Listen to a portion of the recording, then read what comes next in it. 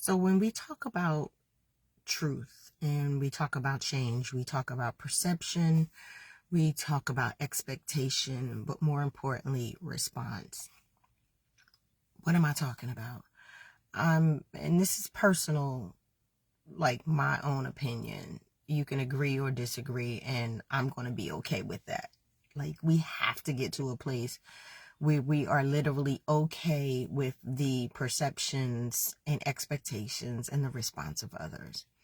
So when I say that truth changes, I'm not denying that a truth is a truth, right? That's where we find people at. We find people in their authentic truth. But we can only find people in their authentic truth when both parties are being authentic with themselves.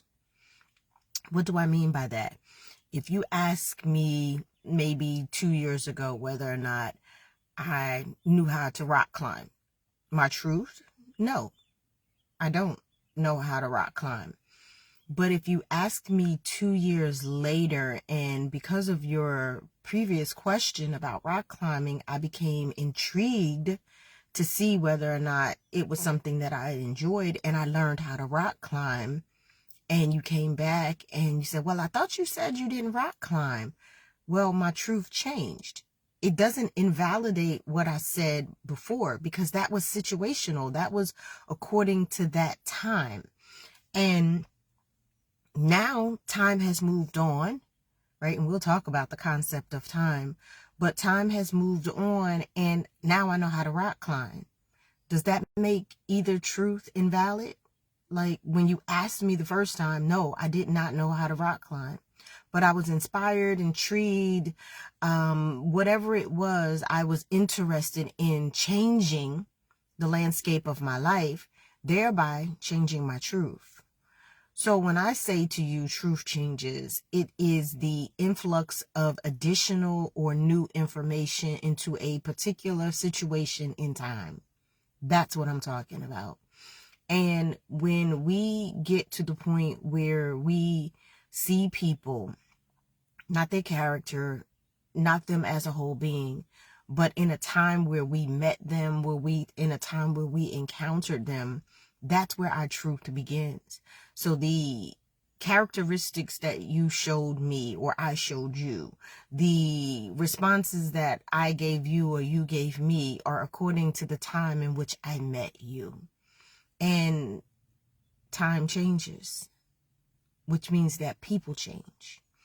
And we have to get to a point, and remember I said this is personal for me, so I take everything into me first, where we grow with people and we grow with time. And that in and of itself may sometimes alter our perception of the truth. It doesn't mean that the person lied to you. It doesn't mean that the person was not authentic with themselves. It doesn't mean that the person didn't give you their true self. It means that they gave you what they were capable of giving you at that particular time. And because we focus so much in society on titles and expectation, we sometimes forget people are human. And while most people don't divulge, share, give window to, opportunity to see into their depths, into their inner heart, into their inner sanctum to everyone that they encounter, it does not mean that they do not have a truth that you don't know about. So if you get to a situation where you have an expectation of someone that they don't meet, understand what their truth is. Understand where they sit in that particular time in their life, and appreciate their capacity for being able to give you what they are capable of. That's it. No more, no less. So when we get to a point where we want to respond in a familiar space of title, whether your title is mother, friend, father, son, sister, brother, whatever, co-worker, entrepreneur, people meet you in those roles in your life, and they neglect, yes, and I am I am guilty of it as myself. I neglect to sometimes see people as a whole. We only see them in the spaces and places that we know them and desire them to be, which is where our expectation comes in, which is where our disappointment comes in, where when they are in a different role at the time that we want them to be in the role that we want them to be in. That's not unhealthy, but that's also not fair. Because if I am one person serving in a multitude of roles, in a multitude of positions, I may miss something. And I remember they used to say, charge it to my head and not my heart, because my heart is true. My heart is with you. My heart will always be with you. And although I can't always say I'm on my way or I'll be there or I understand or whatever the expectation of phraseology is that you want as a response, doesn't mean that I don't feel it. I am only capable of giving you what I am able to give you at that particular time based on reasons that you may or may not know. So when we place an expectation on someone, when we get to a point where we become disappointed because they don't fulfill a role that we want them to fill, when we get to a point where we fail to see each and individual person as the human that they are, we need to grow. I learned that. I learned that in therapy. Yes, I go to therapy. A therapist needs a therapist. Yes. And we have got to get to a point where we grow into truth. Now, am I saying that truth will change every single time? No, it will not. Sometimes added information is just that. It's added information. It does not change the basis of the situation. Wherein, as does it make a child any less a child if that child is adopted? No, that parent loves that child just the same, right? Whether I am your mother by birth or your mother by paper, my love for you is real. So as individual humans, we set boundaries. We set boundaries and we fail to live by our own boundaries. And understand that our boundaries are not set to isolate us or to separate us. They are our lifeline to understanding where our fault line is, where our truth of who we are as a whole human is enforced. So I don't always have to be in a situation to be empathetic to that situation, because it may push the boundary of my capacity. And if it pushes the boundary of my capacity, that's no disrespect to you. It's more respect to me. Look at people in their totality. And I understand that things happen and we want them to be a specific person at a specific time. But when we look at the totality of human beings, each individual and each collectively, we have to get to a space where we recognize that the truth that we see them as, that individual role, is more expansive than just that.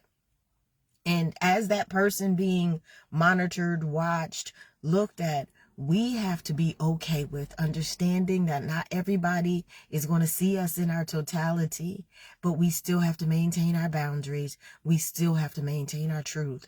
And more importantly, we have to remain authentic to ourselves. So whatever your capacity is with doing what you do in life, whatever your capabilities are with you making you happy in life, just know that sometimes your truth may not coincide with someone else's expectation, and it's okay. It is absolutely, positively okay to be in that space. Hold space for yourself. Know what your truth is. Know when your truth changes.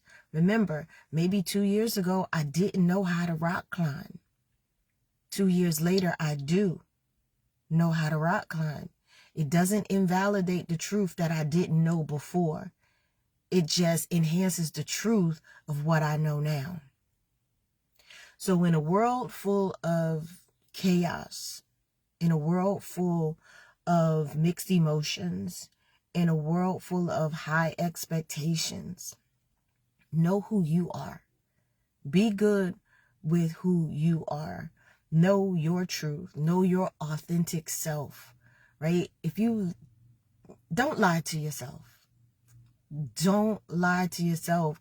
And because we are not the fixer, because we are not the menders, we are not the ones who have taken the weight of the world onto our shoulders and can right every wrong, we have to be good with that too, because we can't. It is not our focused position to fix everything. We can't mend bridges that we didn't break because we don't know the truth of how they got broken.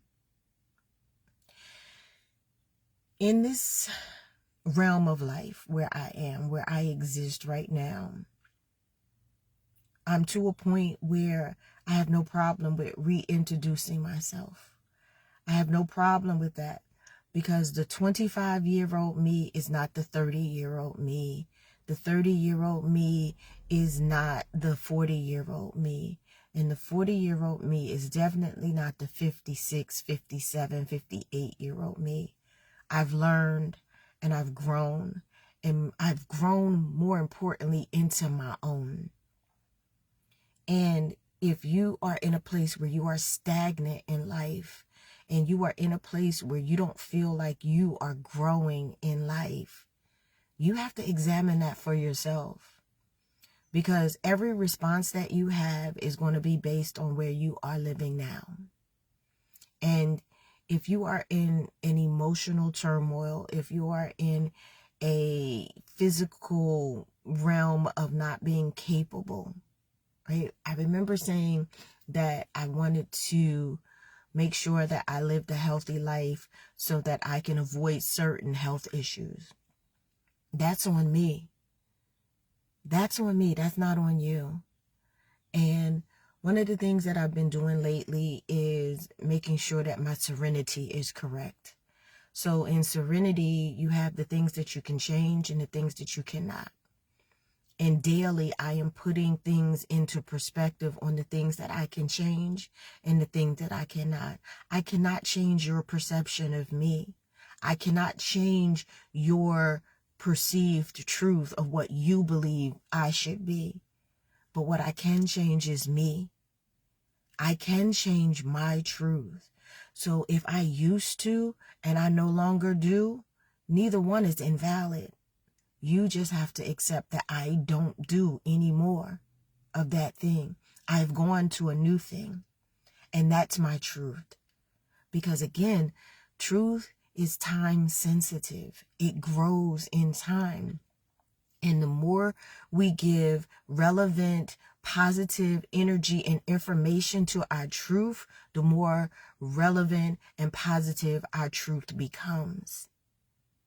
When I was 10, I didn't wear glasses. I'm 58, I wear glasses. Neither truth is invalid. It just grew with time. So the next time that we sit and we are angry and we are disappointed because someone didn't respond to our expectation of them, check yourself. Because sometimes their capacity and their capabilities are not up to a standard that you set for them without their permission, without their knowledge. And is that fair? Is that fair? Because it's not their truth. It's your perception of a truth you would like them to fulfill in your life. And am I saying that people shouldn't be there for us? They shouldn't cradle us, coddle us, love on us, be in situation with us? I'm not saying that, because every time that you get the opportunity to hold space for someone else, please If they're requesting your presence, hold space for them as long as it's within your wheelhouse of things that you can do. And no, we don't always share, again, the totality of our situations with others. But it's okay. It's okay. And we have to be okay with that. We have to get to a point where we understand who we are in us. And we are a whole human being in various roles in life. And sometimes those roles will overlap. Sometimes those roles will gap. And sometimes we just will not be able to fill that role anymore. Because when I was a child, I was a child. I'm no longer a child. So that means that I have to put away my childish ways. And those that I can bring and grow into adulthood, I'll bring with me. But those that I can't, they have to stay in that childish realm. Now, am I dismissing anything? No, I'm not dismissing. I'm not throwing anything away. I'm holding on and I'm growing. And that is how I actually master this journey to my masters. And that is how I keep my flow peaceful. Because wherein as I want to live in peace, I have to be at peace. And sometimes that becomes offensive to others. And I have to be okay with that. Enjoy your day.